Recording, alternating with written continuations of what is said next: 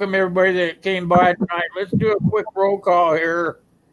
And we were already starting to talk in the background there while you guys were coming in. Cheryl's here. Ryan, I'm just going to call you RD because I don't want to mess up your last name. Kyle Anderson. We got Gavin from GM Survival. We have Uncle Al's in here, Diebold Frog 79.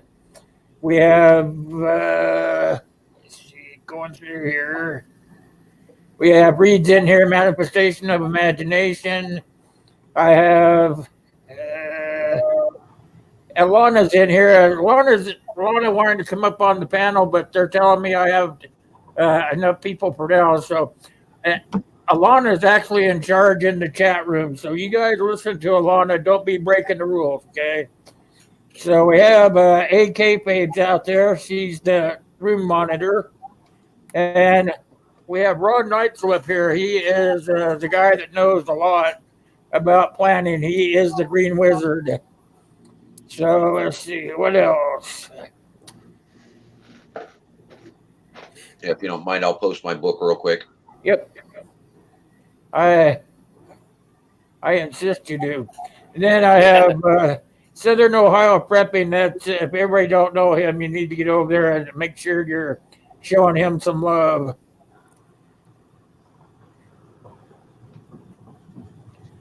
And tonight we're going to be talking mostly. I'm going to just turn it over to Ron here in a second, and we're going to be talking about gardening and growing your own garden.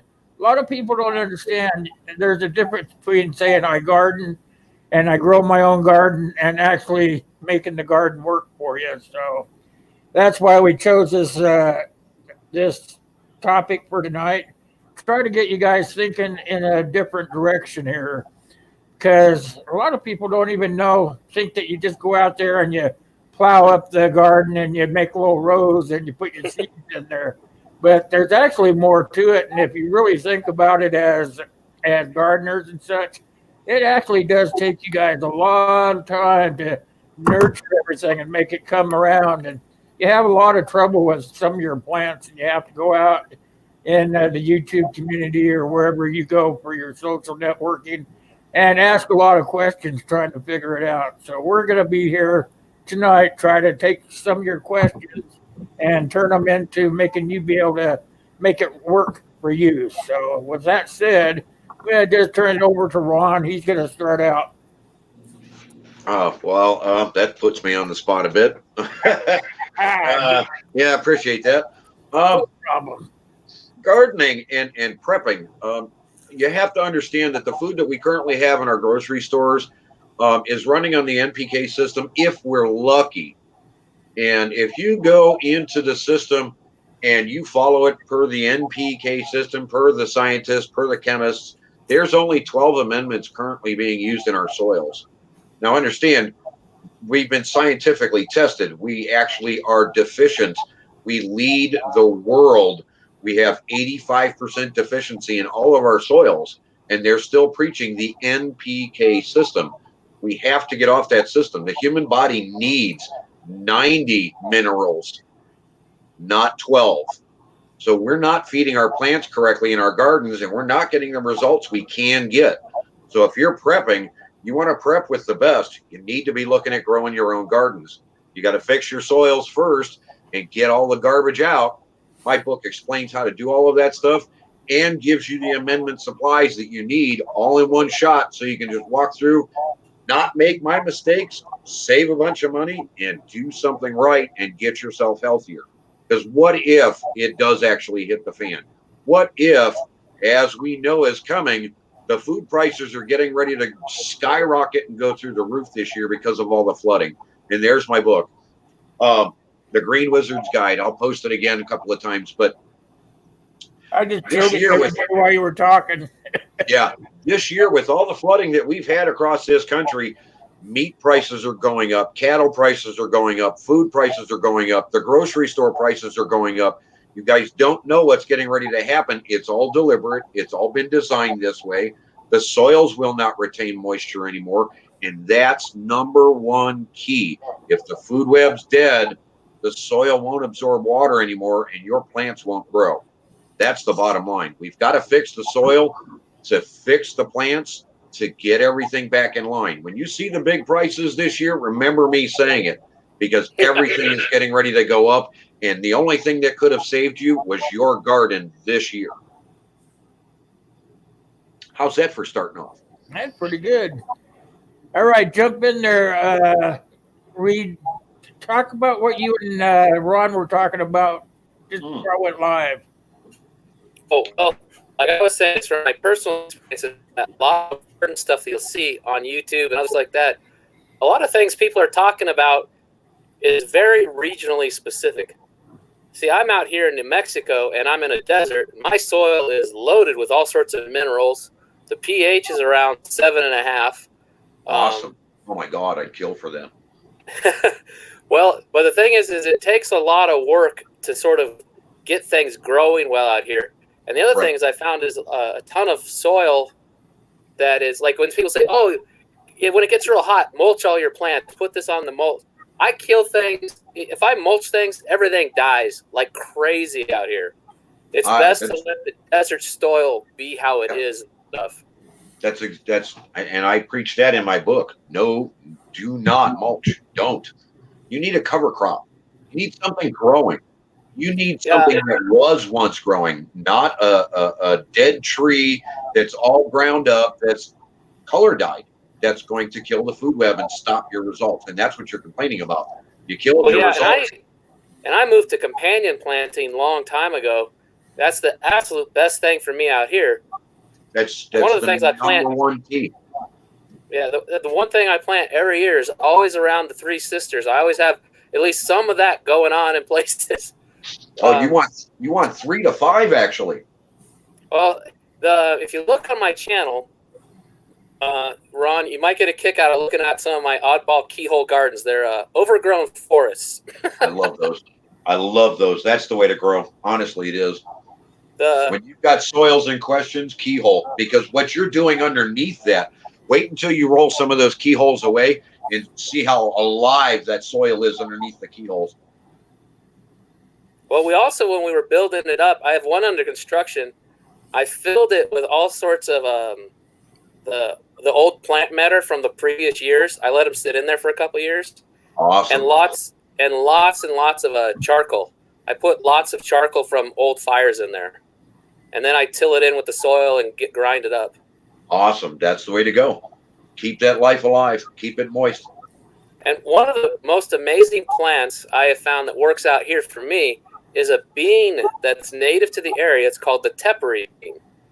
And it is the most productive bean I have ever seen in my entire life. It is crazy how many beans that thing makes. And it's the most drought tolerant bean in the whole world, apparently. That's awesome. What's it called?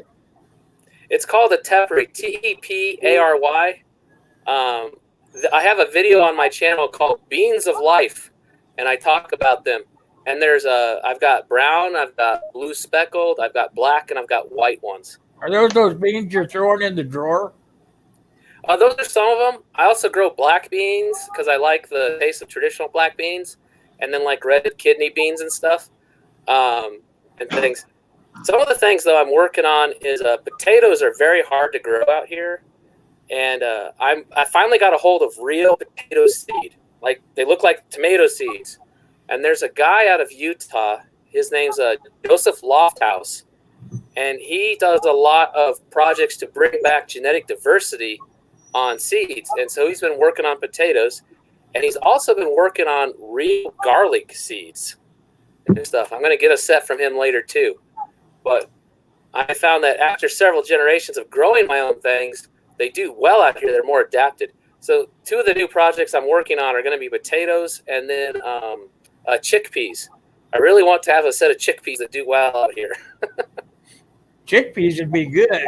I was watching a program on TV just a few days ago, and they were saying they're going to be taking the genetics in the way farmers do their crop now. You know how they've genetically altered them to grow better crops, they're finding now It's that horrible. they're finding now that because the heat heat the length of the hot summer is no longer like 37 days. Now it's like 90 some days. So they're finding that that genetic seed that they made grow bigger is not working anymore because the season's longer. So Well, now plus all the stuff. now they're going to take that and genetically altered seed. They're going to take those away, and they're going to start using seeds that are, I think they're microbial. I probably pronouncing that wrong, but it's microbial, I think. And they're going to start using stuff that is actually in the soil, bugs and stuff like that, and try to make seeds grow better that way. That will be able to grow in a longer heat season. I think that was what they were saying. Yeah, Yeah. you need heirloom seeds from the zone you're in, which is what Reed was saying earlier before we turned on. You know, he's got 2 and 3 generations before he's actually getting production crops, because he's got to basically build his own heirloom stock because of the soil conditions he's currently dealing with. And it's also terrifying if you look at the way our systems are set up, is to have all this stuff that's, you know, clones of everything. We get one disease and it's just going to wipe out massive crops. Right. Having a good genetic diversity is key to be able to survive diseases and bugs that come through areas. At least I think so. I popped somebody in here. Who did I pop in here? Palmetto prepper. Palmetto. Okay.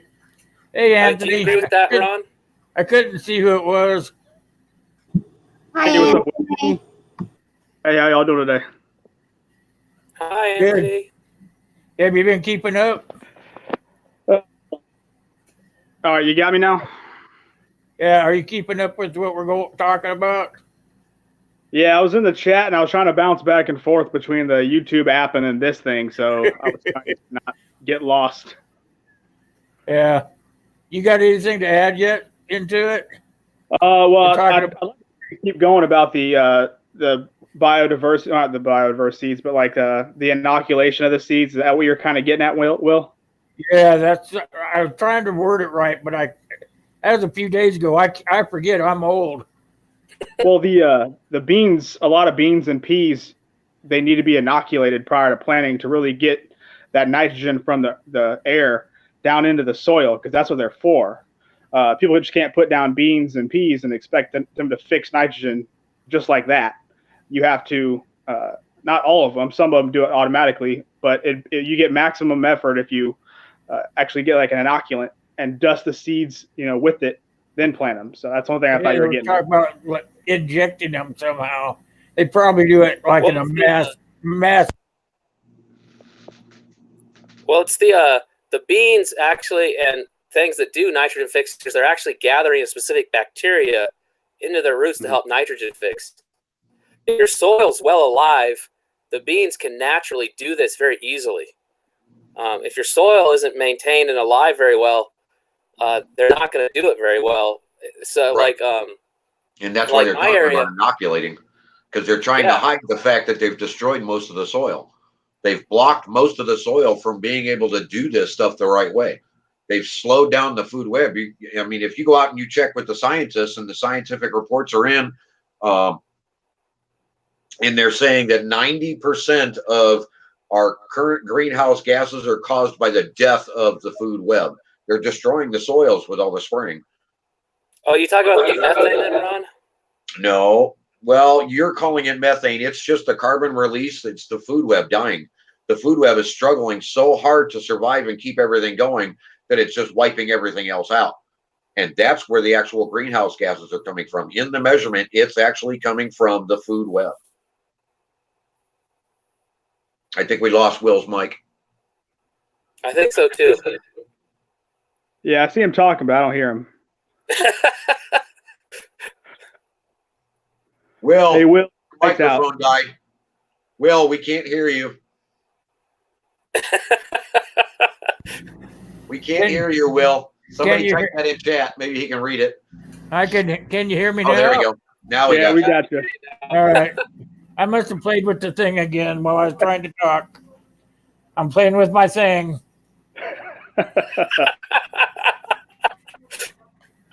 All right. What I was talking about is the growing season's getting longer, is what they were saying. They're saying because the heat what used to be only for a period of like 37 to 45 days. Now they're saying the heat is like 97 days long. So they're saying that that's messing with the growing part of the seeds. That the seeds aren't genetically made to grow for that long. Right, but all this global warming, they're going to fix that, right? What global warming? I didn't say Actually- global warming. I just said the heat is getting more. Right.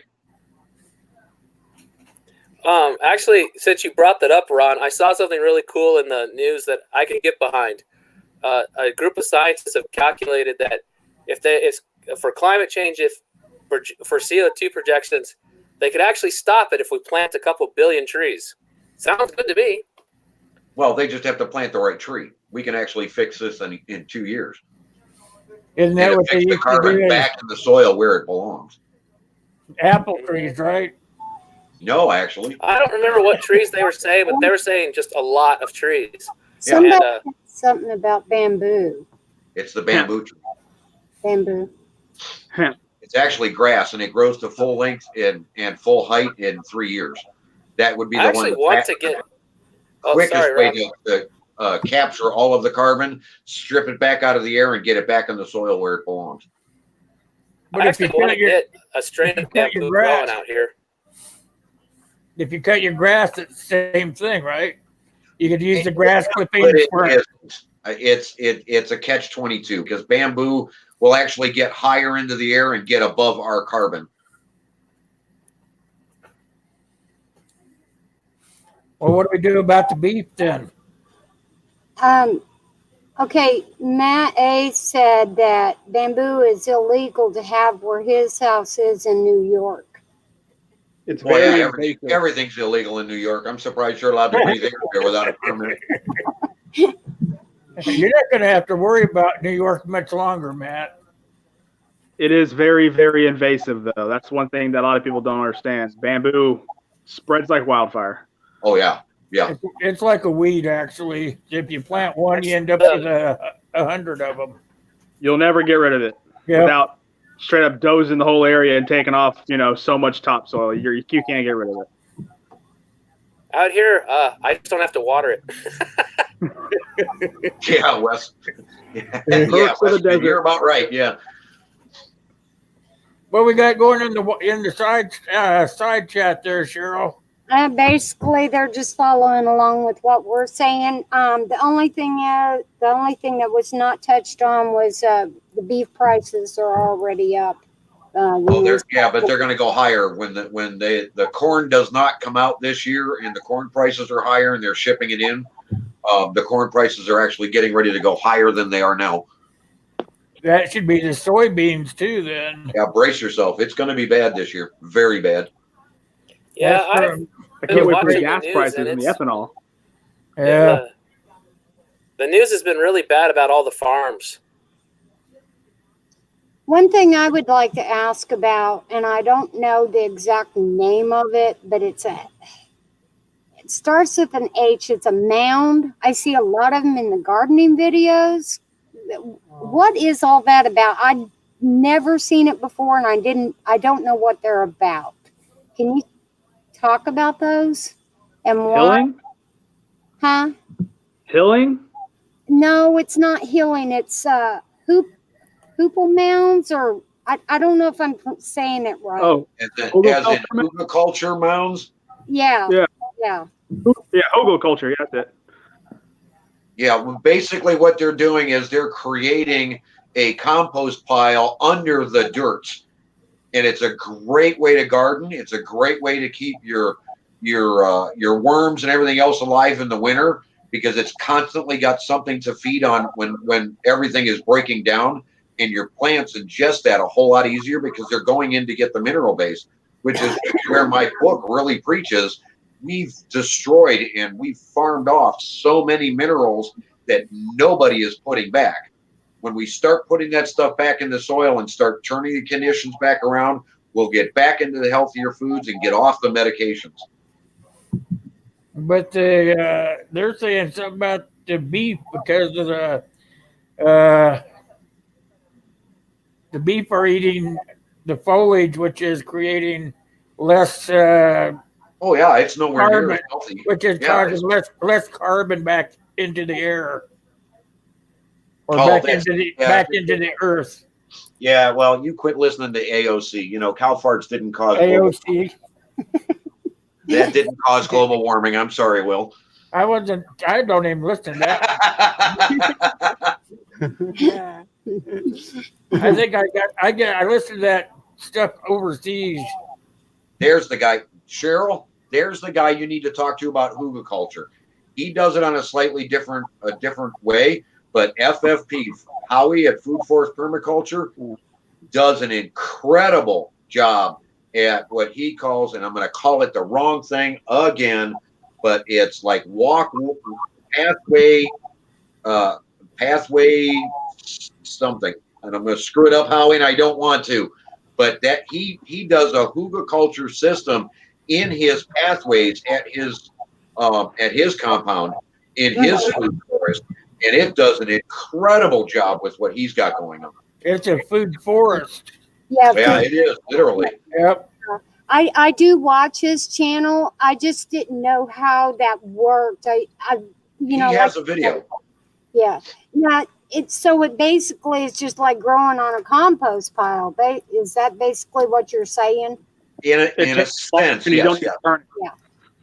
But it's a slower process. It's a slower breakdown.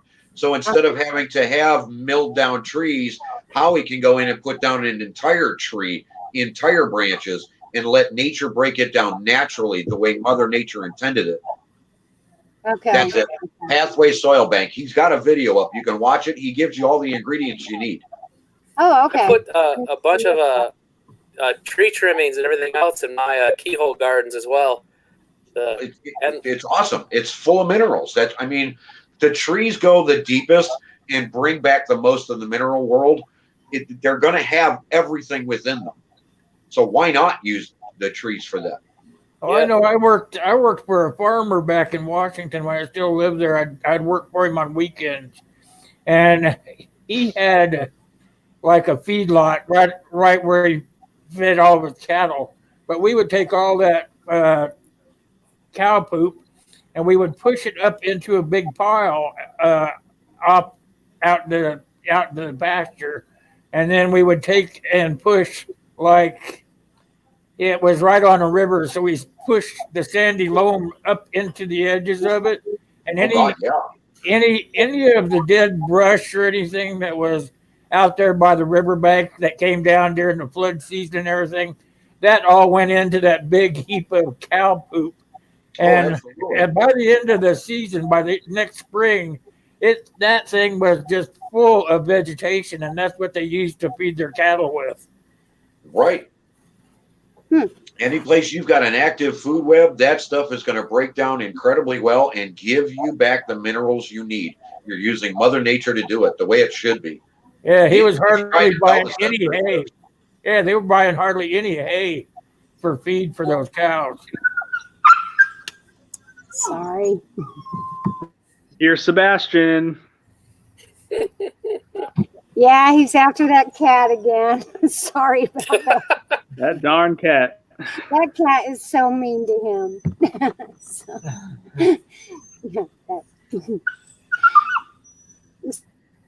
FFP is saying layers of leaves, kitchen waste, lawn grass, wood ash, biochar. Yeah, I read some of this stuff. Chop and drop. That's the ingredients list. Yeah, and that's what make you like the gardener of the year.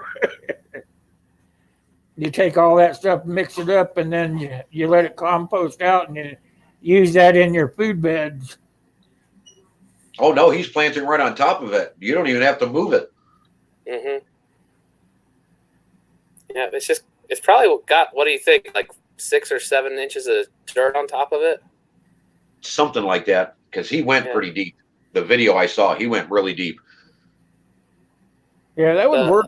I think that would work perfectly.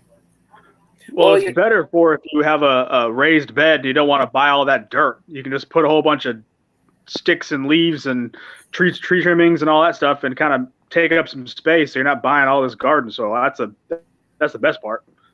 And you kind of need to tune it to your area. You have to play with all these recipes to your area a bit, because everything's going to be slightly different wherever you're at. Exactly. That's what Ron was saying at the beginning. It all really breaks down to where you're at. And you're the one that lives there, so you should know best what grows best in your area and which to use as I guess, compost, right, Ron? Right. Basically. Because as you're using your compost, you're going to have all of the active microbial life that is inducive to your area. People don't understand, there are millions of different ones throughout the world, and every area is going to be contributing to it in its own way and have its own strains. And each one of those strains is going to break down individually to the type of grass, to the type of plant, to the type of tomato, to the type of this, to the type. Every one of them is going to be specific. So you're going to get really, really down and narrow depending on what grow zone you're in, what type of soil you have, what amendments you have. So yeah, all of that still goes back to, if you don't have an active food web, which is what all this chemical spraying is doing, which is what using the NPK system is killing or stopping, is just wiping out. It's stopping everybody. All this flooding is because the food web is stopped and all of the soil is compacted. We're turning everything into clay because there's no active organic life in the soil any longer. We've got to put it back. 5 inch. Yeah, FFP says 5-inch layers for everything except biochar or wood ash. That makes sense. For his mix, yeah. Yeah. Yeah. But if the soil's too deep, the roots just aren't going to make it there. And if you do that, whatever Ron said, you can let that grow. You can let some of your plants grow into the seeding stage and collect those seeds for the next year. Then you start your generational, I can't think of it, generational change. Right. Yeah. You're not going and buying the seeds and have to do it all over again. You just have one section of each, whatever you're growing, and make those seed plants. So you're starting a generation of new plant growth. You're going to be ending up with a whole lot better than what you're going to be getting in the store. Right. Well, as you go organic and get away from the chemical system, your soil is naturally going to start opening up, and the food web is going to start naturally coming back in your yard, in your gardens, in what have you. And you're going to find that Mother Nature is going to come in with her weeds, like the dandelion, and start breaking up the clay level and opening things up. You don't want to kill those things. You don't want to be putting down pest, weed control, because you're stopping Mother Nature from opening that up. People don't understand. A lot of these things have been tested on open fields, in open farms, in organic farms versus your NPK farms. And what they're finding is that these roots will go down 30, 35 feet, 40 feet in some instances on just a dandelion plant. Don't screw that up. Let that thing be the living organic matter. When you cut that yellow head off, you're stopping it anyways. It's going to die in the soil. It's going to be your organic matter. It's going to allow the soil to start absorbing water again and break up the clay bed. That's why I was messing around with the radishes and got the results I got. Show them those radishes, Ron. This is a standard radish that everybody has seen. I pulled this out of the garden today, one of my test beds, just screwing around a little bit. I'll see if I can get him up there while he's talking. And right next to it, I'm growing this monster. It's the wrong one. This is just the testing. This is a test bed. I can take this 10 times further, but it's in the soil conditions. It's in using pathway gardening. It's in understanding Mother Nature will help you do everything, but you got to get back to nature. You've got to get away from the NPK system. Stop shopping at the local stores. If you need help looking for stuff, get it from my book. All the information is there. There's a ton of information in my book that'll tell you where to find all this stuff to go that way. Get a hold of Howie. Howie will send you out a flyer. He's got the exact ingredients laid out for pathway soil gardening, and it gives you all the instructions as to what to do this stuff and bring it back to nature's way. We don't need to be wasting this money on this stuff. We can go a different way and get better results than you're getting at any store. Also, you can get the right bugs to help keep the bad bugs away. That goes two different directions. Yes, ladybugs, and I'm sure Howie can list a bunch of others, praying mantises, this, that, and the other. You can order those in, you can spread them out throughout your gardens, what have you. But you got to understand, Mother Nature brings in a lot of bugs to kill off sick and weak plants. That's how nature works, is to get rid of the weak and the sick and bring on the healthy. As your soils get healthier, as the food web returns in your yards and your gardens, your plants get healthier. They will naturally put out defenses to stop the invasive bugs. So yeah, you can help yourself by adding bugs, but at the same time, if you increase your soil contents and increase everything we've farmed off, the bugs are going to go away naturally because the defenses are going to go up. Well, I also don't use any chemicals in my gardening at all either. One of the other reasons why I say don't do that is if you're using them now to artificially prop you up, if everything falls apart, you have no idea what yields you're going to even approach are. Right. Well, you're going to end up eating any of those amendments that you put in. If nature doesn't absorb it naturally, why would you put a chemical in and force it into your plants and then eat it? And that link that's being put into the stream there is the link to buy his book. And I plug his book all the time, but we're plugging it tonight for sure. And you can get it on Amazon, you guys. So click on that link and pick up a copy of Ron's book. It covers everything that we're talking about tonight. I lost it now. A couple of things. Howie said radishes are an annual Wrong one, guys. nitrogen fixer for free nitrogen, and then he put Howie? he also put up something else. Build pathway soil bank for free in your environment. Also, something else. Howie, I'm only pulling like 2 or 3 radishes out of the test bed. It's got 150 radishes growing in it. I'm not taking the radishes out. I'm grinding them in this year. And It's those too are hot your for radishes where I'm at. too hot. It's way too hot. It kills them. Well, you just have to find a different way to do it. Well, I do it in the springtime, but right now it is just, it's bad. It's hot. Well, You have to know your area, absolutely. yeah, you're going to have to slowly work to literally find ones that adapt to your area after several generations. That's what I keep dealing with myself, is finding things that after growing them for a while, they're adapted to this area. On the flip side of that, though, is just like people are bad when we inbreed for a long time, so are your plants. So you got to have a good diversity in them. He's got a point. I like my dad potato plants.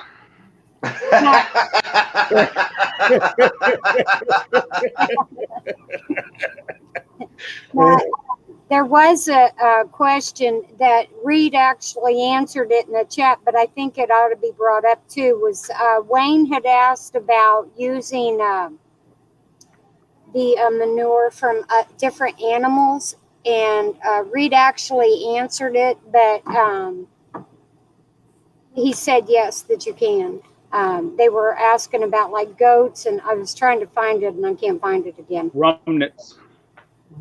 K-Fab, just ask me over on my channel. I'll gladly answer those questions.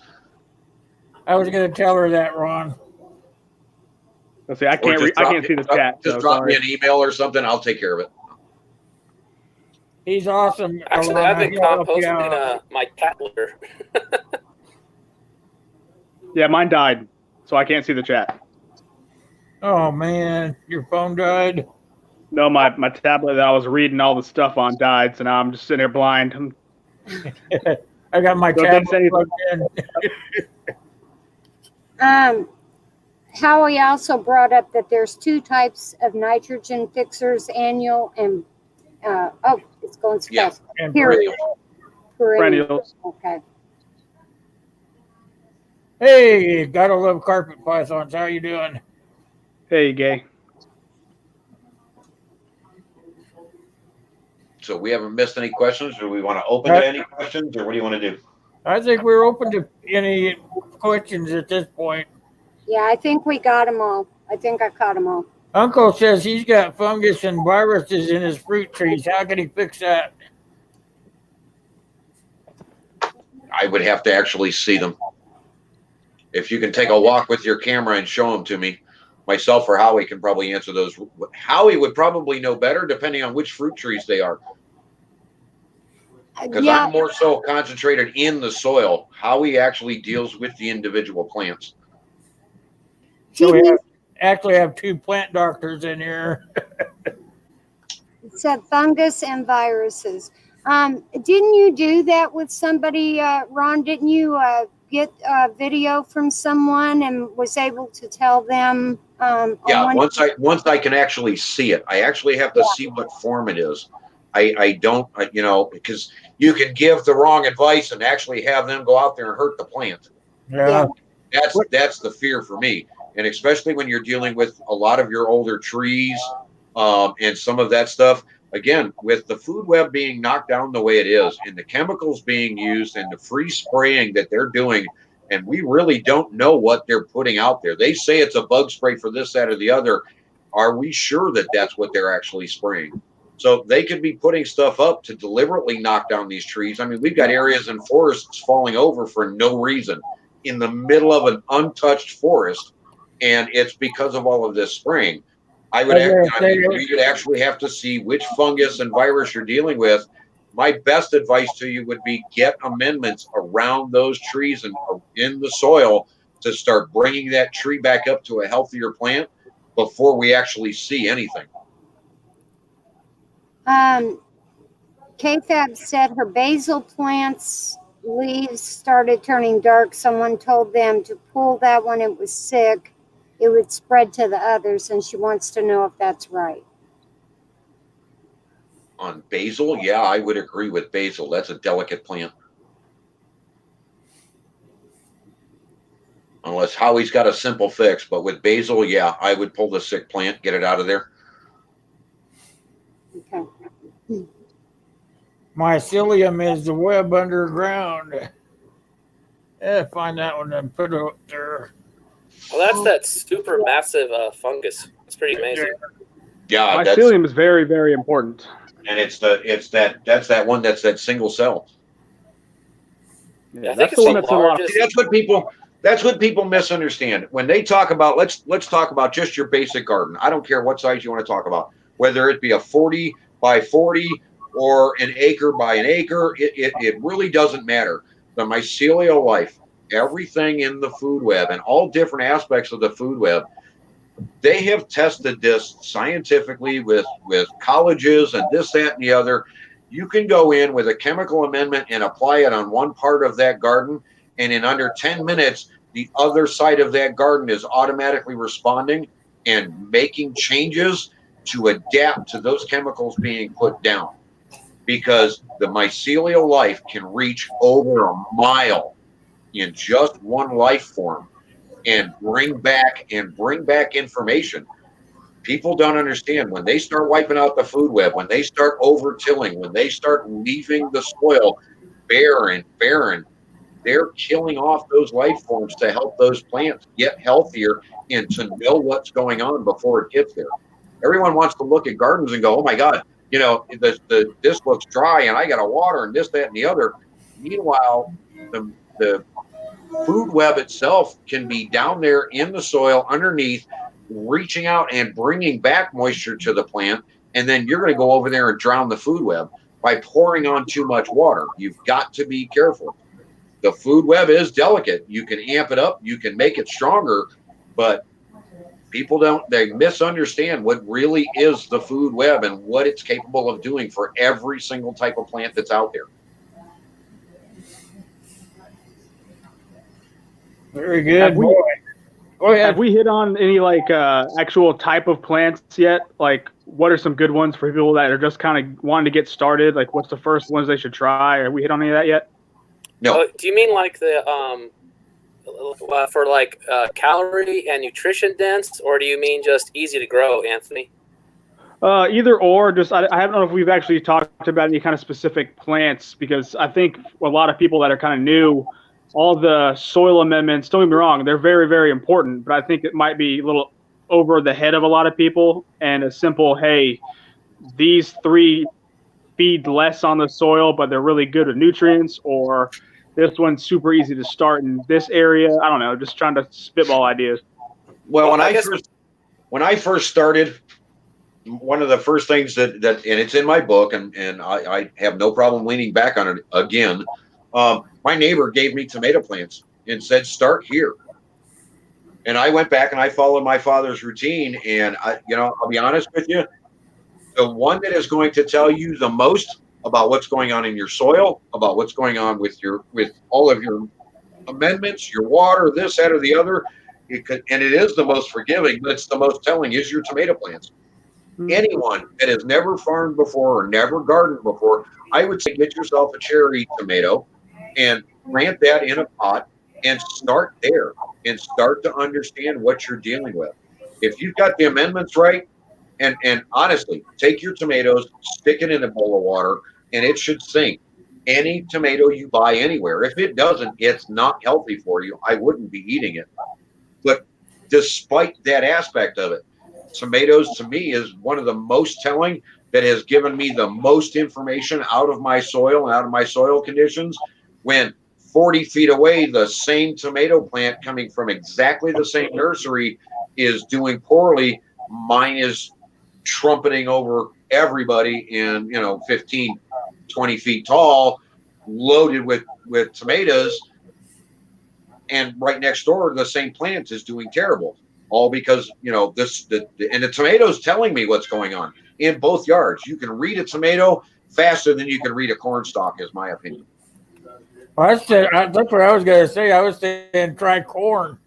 Sometimes corn is a good way to tell whether you have the right nutrients in your soil.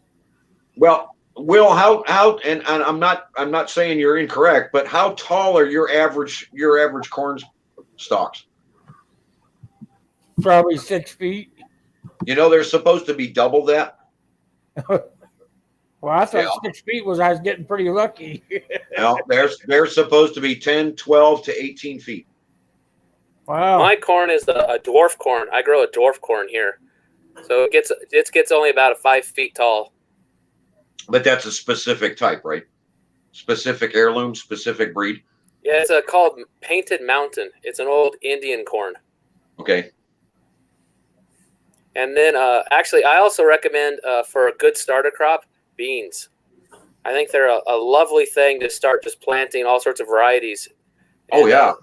Great legume. Add to your If you don't soil get to the plant, it still adds to the soil amendments. And then, of course, they also they've got a really good calorie density for you and filled with protein. Right. Squash might be a good starter one, too. Oh, good point, Will. Yeah. Squash is very forgiving, especially like a zucchini or a yellow squash in a certain area, because that stuff will put out quick. Yeah, and it grows. It'll grow just about in any climate. Oh, actually, I got a question for you, Ron. I have found in my own personal experience the varieties of plants that aren't bred to grow massive sizes actually do the best for me. They seem to be closer to their original origins, and they just do better for me in growing. Have you had similar experience? No, mine dwarf everything that the book says. Sorry. Sorry. Hey, you can't have everything your way, Well, that's like I was saying with the radishes. I mean, this is not normal. This is not supposed to do this. You know, this is supposed to be, it states right on the package, it's supposed to be like a cherry tomato size radish. And this is what I'm pulling out of my beds. You know, when the soil conditions are right and you've got as much as you can put into the soil and then some, understand each one of our plants is going to absorb so many different minerals and nutrients out of the soil. They have to be there. You will get tremendous results. Things are supposed to be 3 times larger than what we're currently seeing on a lot of our plants. But since we've farmed off 85% of everything and we're dealing with so much compaction, people aren't seeing what the plants are actually capable of doing. I've seen stuff come out of Howie's place that just blows my mind that I don't see in my neighborhood or even out in the wild here in Ohio. But because his soil conditions are right and the amendments are there and everything is going and teaming, everything is coming back to his plants and he's getting the results that just blow my mind. I was just watching the chat, and Kaylin's talking about their corn this year is not usually what it usually is. She said it's looking really messed up. Corn here is a mess, even at the farmer's market. I think she's in Minnesota, I think. She's in Iowa. Ooh, Yeah, she's an Iowa. they got slammed this year with water. Oh my Yeah, God. they got flooded pretty good. Yeah, Yankee from Yankees Outdoor Adventures, he's in Ohio, and he was showing a cornfield that did not even grow because of the flooding. So, yeah. Right. The soil compaction, the conditions that are going on are absolutely disgusting. The good news is, from my understanding, and I've only seen one article on this, I've not seen it published anywhere else. I'm still looking for another article to back it. But somebody in Washington, D.C., that is in power in Trump's administration somewhere, somehow has ordered the stopping of the chemtrails across the United States. That doesn't mean they've stopped around the world, because that's where they're spraying elsewhere. But at least in the United States, they've called for an immediate halt to all of it. I just have not found supporting information to back that up with a second article. But if that's the case, then somebody out there is paying attention, and this is going to come to a stop. We can now start reversing everything. Well, I do know that I see less of them in the sky now.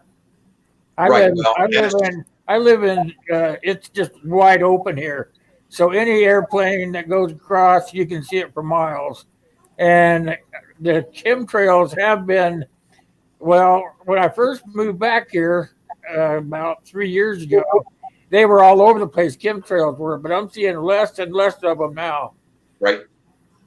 So I'm thinking maybe they are doing less of it. Lori, did you see Howie's video on potatoes and how easily that stuff came out of that healthy soil? Howie just did a recent video a couple of weeks back. He was out with another farmer that does everything organic. And these guys aren't even digging at the soil, and they're pulling out huge groups of potatoes. Absolutely phenomenal. My only thing was I didn't see a whole lot of worms, but the soil looked incredible.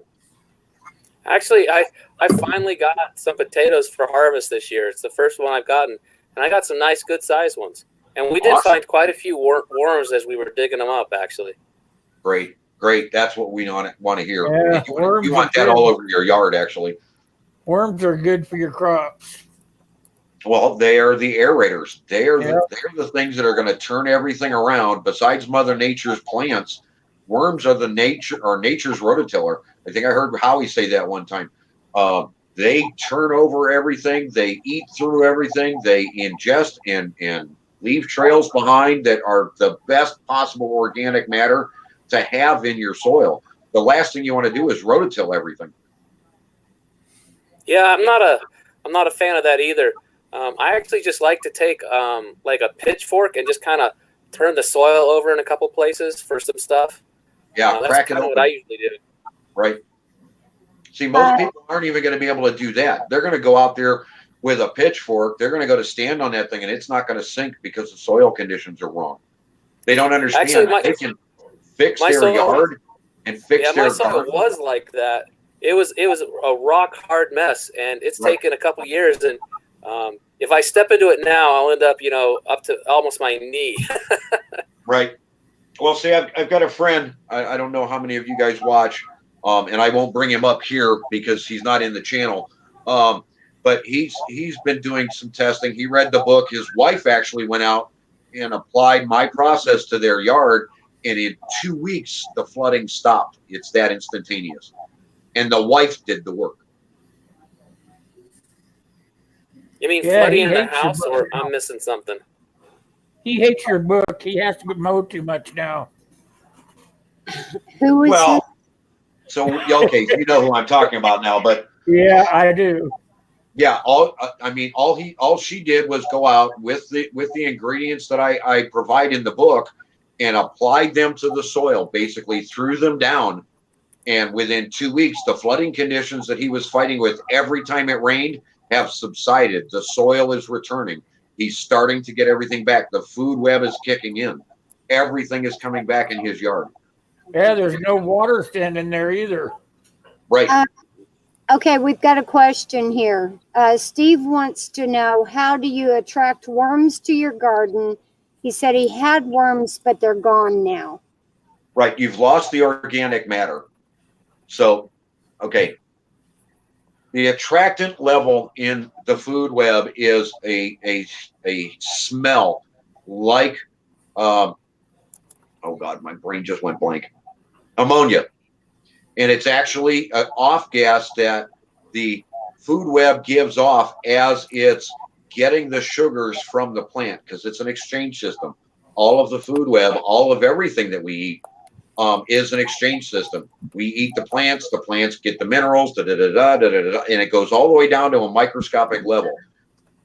To bring the worms back, you need to get organic matter down in there. If every time you garden, you go out there and pull all the roots out of the soil, you're removing the organic matter. Just clip off your plants and move on for the next year. Don't worry about the roots being in the soil. You want to get amendments down in there that the worms are going to be eating. Another way of attracting them is to add sugar. I go to an all-natural one, which is deer molasses, deer grade molasses, and just a hint of ammonia, and spray the bed down when it's loaded up with organic matter, and let the worms come in and feast. And it does happen in under 2 weeks. I took a dead bed from my neighbors after he passed away, 3 years after he had passed away, nothing growing in it. I went in, added the process, did everything, added amendments, went back in there 2 weeks later to plant all the new plants that we had gotten in, and the thing was packed full of worms. I could not believe the instantaneous turnaround. But it happens in under 2 weeks. They will come back. They just have to have the organic matter and a reason to come back. And it's basically you're sticking a compost pile in the soil, and the worms come back. They smell that compost and they come back in droves. And so what if you were to go out there and just like throw your garbage from like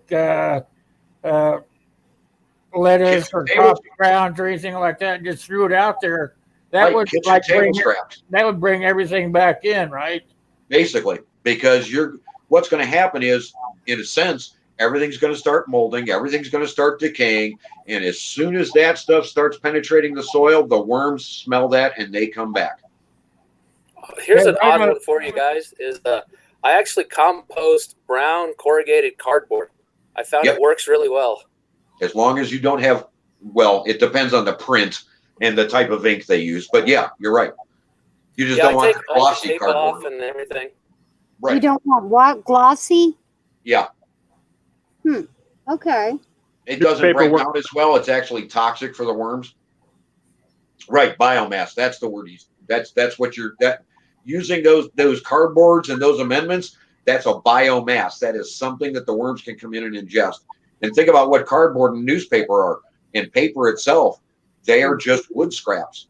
And we're telling you, bury your logs, bury your trees, bury your fresh wood chips, fresh, not stained, not man tampered with. Bury that stuff directly in the ground. Bury the leaves. Let the worms get in there and do their thing. Put the biomass back in the soil. Does the print from like newspaper, the ink that they use, does that not mess with it? Well, that's why you try to avoid the glossy. But yeah, the ink will slow it down. I don't necessarily use newspaper. I use newspaper when I have a specific type of marigold or something like that in a really precious flower bed. I'll go in with newspapers and shred that up and lay that down so that I don't have anything else growing around it until the marigold spreads out to help control the food web and not allow it to dry out. You don't want the top inch of the soil to dry out when you first get certain plants started. The rougher the paper, the easier, the better it is to compost with. Right, because it's already ready to break down.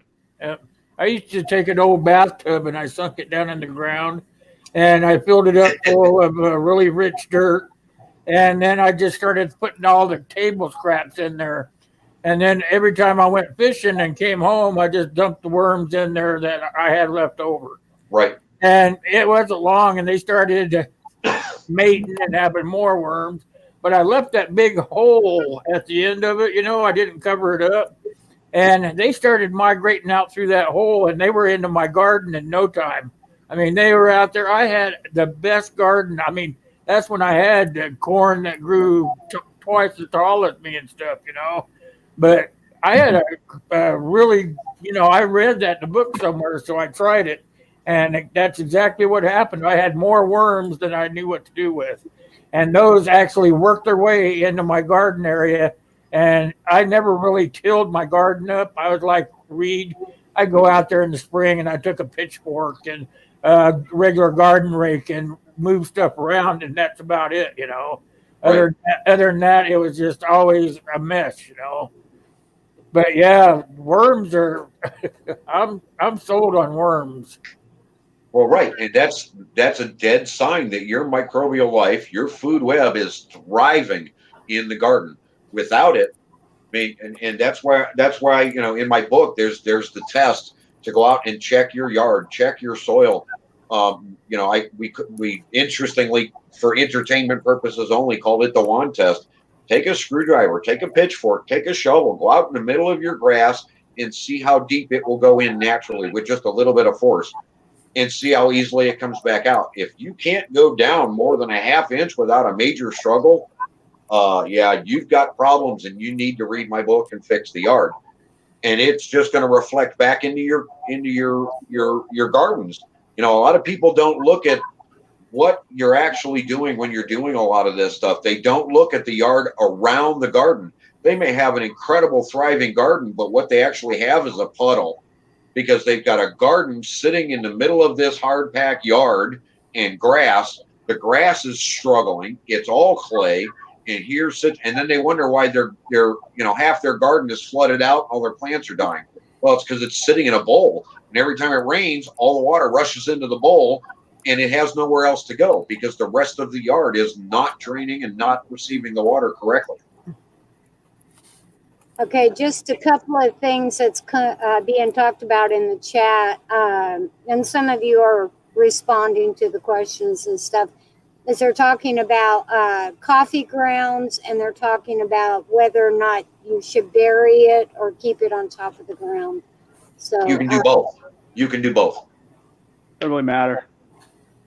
Just be careful using coffee grounds when it's already acidic.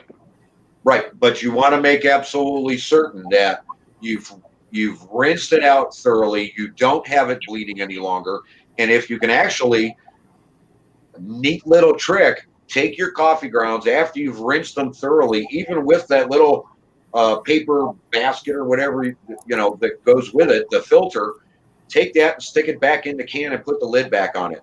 When you start adding more and more to those, you're going to start seeing that microbial life that I'm talking about. You're going to see that food web actually start going to work on those coffee grounds instantaneously. And when you spread that out over, say, a clover patch, the clover patch goes away because it's an instantaneous blast of nitrogen getting back in the soil. Yeah, nitrogen burn. Oh, it doesn't burn it. It doesn't burn it, but you put in so much coming off the coffee grounds that the clover naturally fades away. Clover only moves in evasively when nitrogen is needed. Interesting. Actually, one of the very best fertilizers that I found that really helps get things going around here isn't really a fertilizer; it's a urea. We'll see you, Howie. Thanks for stopping in, buddy. I appreciate your helping out there, Howie. Yep. Night, Yeah. FFP. You have a I good wish night. I could have read it. Sorry, Howie. He did say that the coffee grounds was a good source of nitrogen.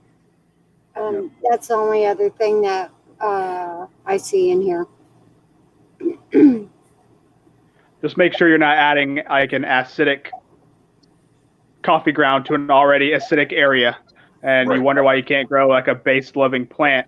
I live in South Carolina. A lot of our plants are, we already have kind of acidic soil. That's why blueberries and stuff like azaleas grow really well already. So when you have a ground like that, you don't want to throw all your coffee grounds in it because then you're going to wonder why you can't grow anything but blueberries. So keep that in mind. Right. So what do you grow in your area then, Anthony? Well, the unfortunate side is when I moved into my spot, a lot of my soil was already turned and a lot of fill was kind of put in there. So I had to build on top. That's why I got a lot of raised beds. And I had to put a lot of time in doing a lot of raised bed. All I do is just go in the woods, cut down a whole bunch of trees and log off, 4x8 and 4x4 squares, and just kind of fill it in with compost and dirt and that kind of stuff. But chicken manure was my saving grace for my garden, especially with my 3 sisters. That worked out really well. And I've got a nice loose soil now, at least a foot deep, so I can grow my carrots and my potatoes. And I got sweet potatoes that are going pretty good right now because they like the heat. So when it comes down to the middle of the summer heat, okra, cucumbers, and sweet potatoes. Those are the big 3. Wayne is wanting clarification. Rinse coffee grounds in colander until it runs clear. That's correct. Okay. I Okay. actually, because of my pH being a bit higher, Yeah. it having slightly acidic nature is actually good for my soil because it brings it down a little bit. Yeah, for you, it's great. If you're running higher, then that's good. Absolutely. I got to put lime in mine because I got to try to base it out a little bit because mine's kind of running about a 5.5 before I built the raised beds on top. See, I didn't realize it until when I first moved in. I took a soil You had a sample to my 4? local extension. I found out. So I was at a 5.5. Wow. So Rose, incredibly well. is there something that he can do without buying lime, Ron? Well, yeah, he can naturally neutralize it by having, a nice big bonfire and spreading out the ashes. That's what nature does in the wild. Yep. So yeah, he can bring in a lot of wood ash, and add that to the soil and start bringing it around in the yards and what have you. But then he's talking about getting a lot of aeration going because you'd put that all down, but that can actually carpet and blanket the food web area and stop it from working correctly. He'd have to get in there with an aerator and punch holes to start driving that stuff down into the soil. Or I know, Anthony, just get your wife to wear some high heel shoes and go walk around the garden. Yeah, get her some golf shoes and a putter. It's just one of those things where I didn't realize how acidic the soil actually was until I moved in. But that's what pine does. A lot of pine and a lot of oaks. The oak trees here, I wonder why oaks leaves don't compost over the winter like my sweet gums and my other plants do, because oaks have a lot of tannins, a lot of tannic acid, and acid. So obviously it's going to acidify the soil. So my blueberries are fantastic. Definitely learning how to handle it from my blueberries, but other things do require a little bit of a baser soil. So I had to learn that lesson the hard way. What's your phosphorus level like out there? It's actually not bad. I really don't have to add too much for phosphorus. Most of my stuff, I try to take all my waste that I have and throw it back in there, so I'm kind of maintaining the same levels, but I let the weeds go that bring in a lot of phosphorus. And see, I've got tons of phosphorus. It's taking work to bring it down. The nitrogen's the calcium is what I'm more worried about because I got to add a lot of calcium to my soil because I get a lot of blossom end rot if I don't. Mm.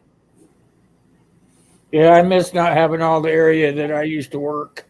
I had to bring all mine stuff in too. I had to. I actually brought in a bunch of bark that wasn't treated or anything, and I put it in, and I just uh, took a small rototiller and rototilled it all in together, and We'll then see I it added, right there. then I added manure on top of that, and let it just kind of use that as a growing medium the first year, and then after that, I just used it over and over again, adding in uh, bat guano year after year, making sure it stayed nice and hot. But it works good, but I don't have much space here, so I kind of miss not being able to work with it or anything. Does anyone else in the chat have any questions?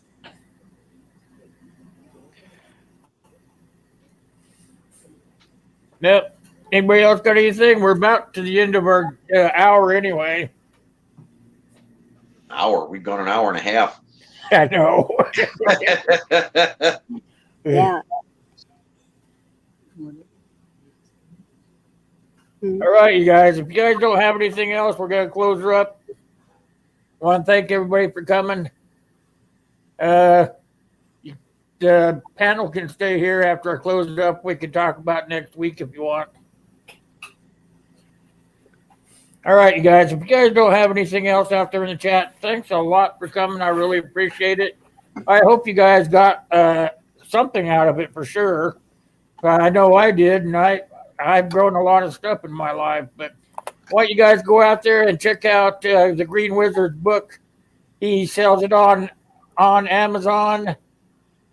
He put the link in the description down there somewhere in the chat. It's been there all night, but it's a good book. It's not like a big read or anything, but it's got lots of information in it. And after all that said, you guys have a great evening. I'll see you tomorrow. Bye, everybody. Bye, everybody. See you, everybody. Bye. Bye.